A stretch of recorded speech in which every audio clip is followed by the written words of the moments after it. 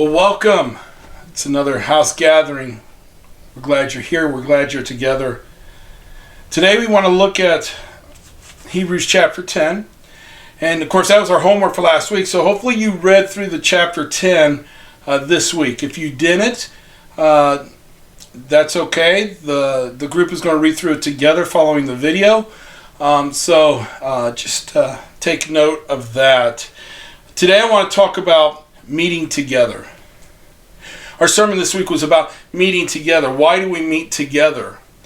And the reason that it's important for us to meet together is that we can encourage one another.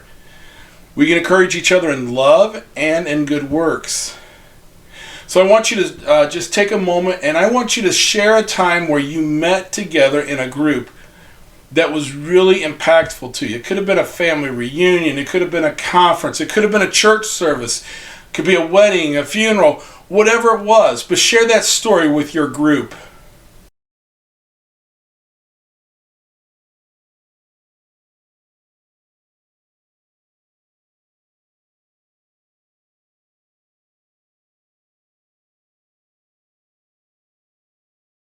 Well, good. I hope it was a good conversation. Meeting together is fun. I remember when growing up we would have a family reunion every year. And my uncles and my dad would play euchre, but they would include us nephews in their little euchre tournament type thing, whatever they had going on. But we could play euchre, and every year we played euchre. And sometimes we'd get 2 tables going, or 3 tables, or however many we could get going, and we just kind of rotate around. And that was the most fun I had. We had a swimming pool out back. We could have gone and swam. It's a big backyard. We could have gone and just hung out. But growing up, it was those times of playing euchre that were really meaningful. We had fun. It was me getting to know my uncles even better than what I had already known them.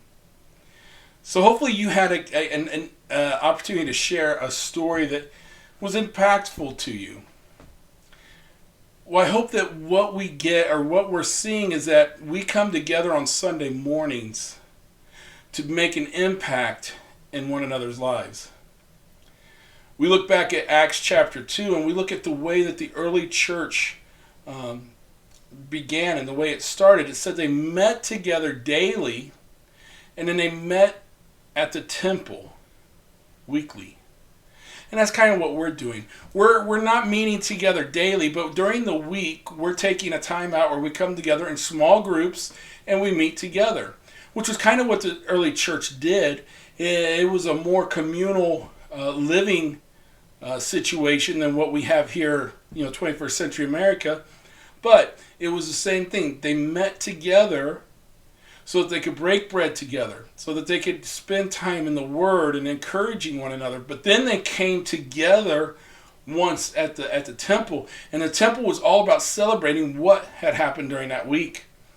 And that's what the writer of Hebrews 10 was talking about, was this idea of coming together to celebrate what God is doing in our lives.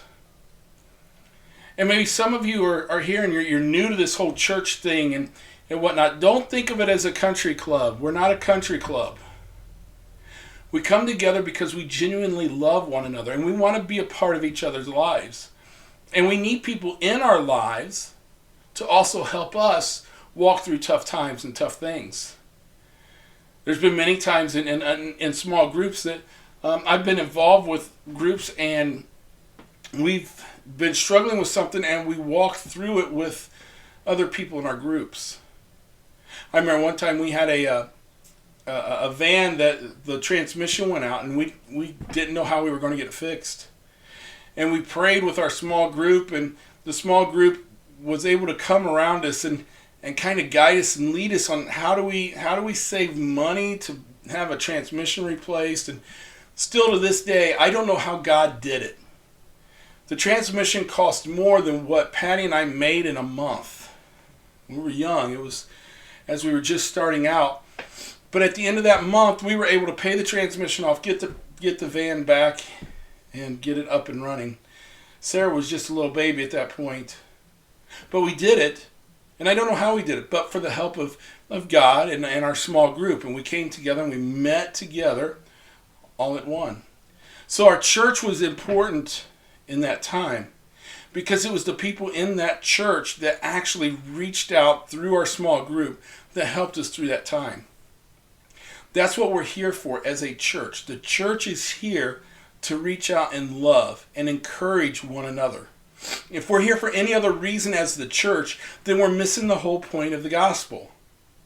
See, so many times the church thinks they're here to condemn or to prove somebody wrong or to hold somebody accountable. We get that whole accountability thing all mixed up and we mess up and don't get it right and whatnot. But it's not about guilt. And so many times the church tries to guilt people into things. But that's not what we're about. We're not about guilting, but encouraging. We're not about hating, but we're about loving. We come together on Sunday morning, that once a week celebration to celebrate what God is doing in our lives. So I want you to think about just a couple questions. Number one, what is God doing in your life that would cause you to come together with a group of people to walk through life together with? I mean, is there something in your life that you're struggling with? Do you have questions? Are you in a situation that maybe you'd like to be out of, or are you in a situation you'd like to lean more into? Maybe a job situation, whatever. But how can the church, in your idea of church, how can it come around you and help you through that situation?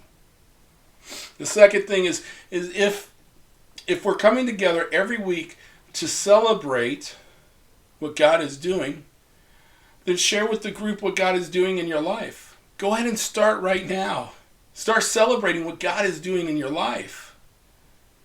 And maybe you don't know God. Maybe you don't have a relationship with Him at all. But maybe you're excited about being together in this group.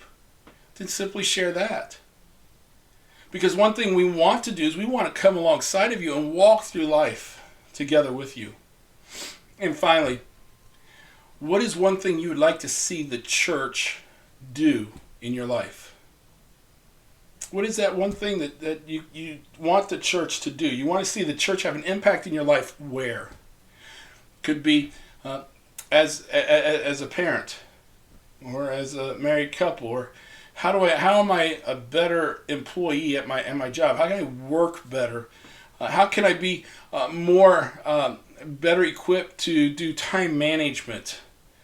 Whatever it is. But what would be a win for you if you could do anything, that the church could do anything in your life to come alongside with? So I answer those three questions. Just discuss that. Make sure you read Hebrews chapter 10, and then we'll talk to you again next week. So have a great day, and we will see you soon.